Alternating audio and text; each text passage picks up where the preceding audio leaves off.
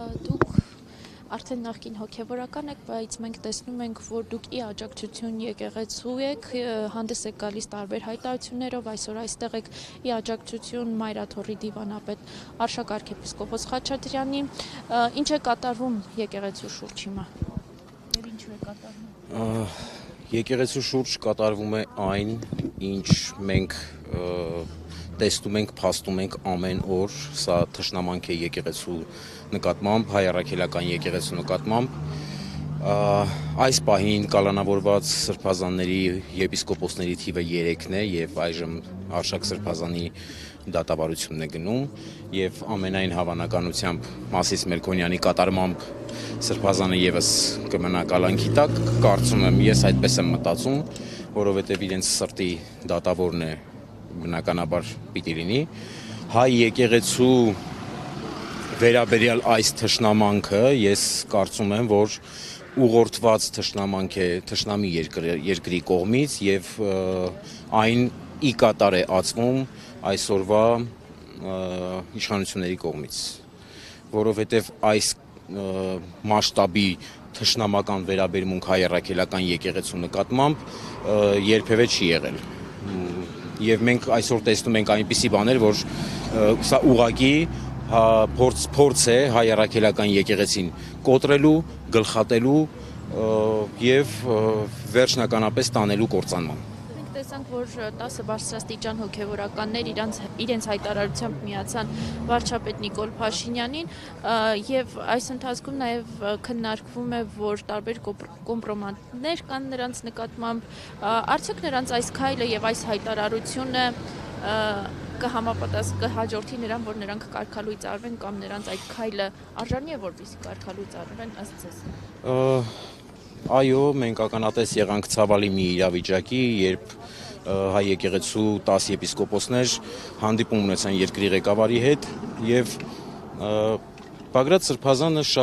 Բագրատ եւ Միքայել Սրբազանները իրենց ուղերձում շատ տիպիկ բնութագրել են եւ ես իրենց բնութագրումների հետ լիովին համաձայն եմ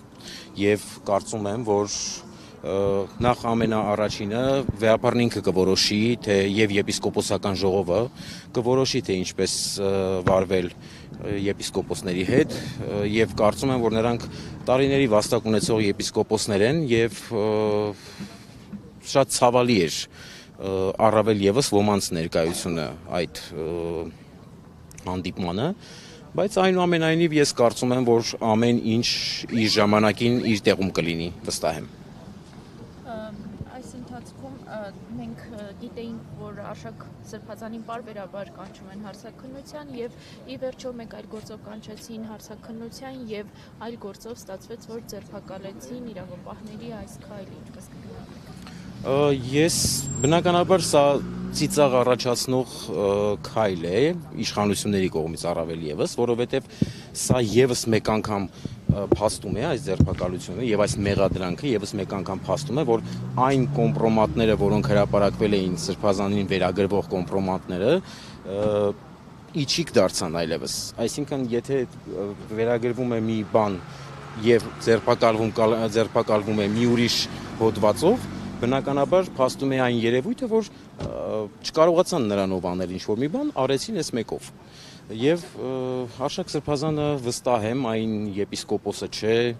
այն սրբազանը չէ, այն բարձրաստիճան հոգևորականը չէ, որ որևէ անգամ որևէ ձևով որևէ բանից կարող է ընկճվել կամ վախենալ, եւ ես վստահ եմ, որ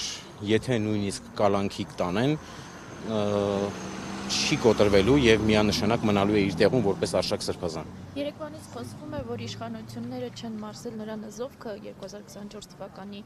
ապրիլի 23-ին, երբ հնչեցրեց, կխնդրեմ ասեք առհասարակ ինչ է նշանակում բարձրաստիճան հոգևորականի կողմից նզովքը եւ ինչու դա չեն մարսում։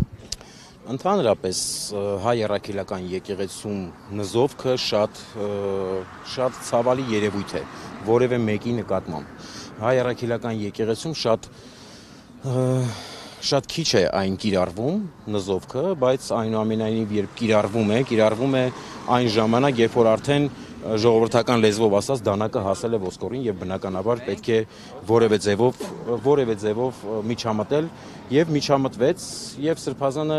ես վստահ եմ, որ երբևէ չի էլ հրաժարվի այն իր կատարած նզովքից եւ մինչեւ վերջ կգնա, որովհետեւ հայ ժողովրդի կործանման տանող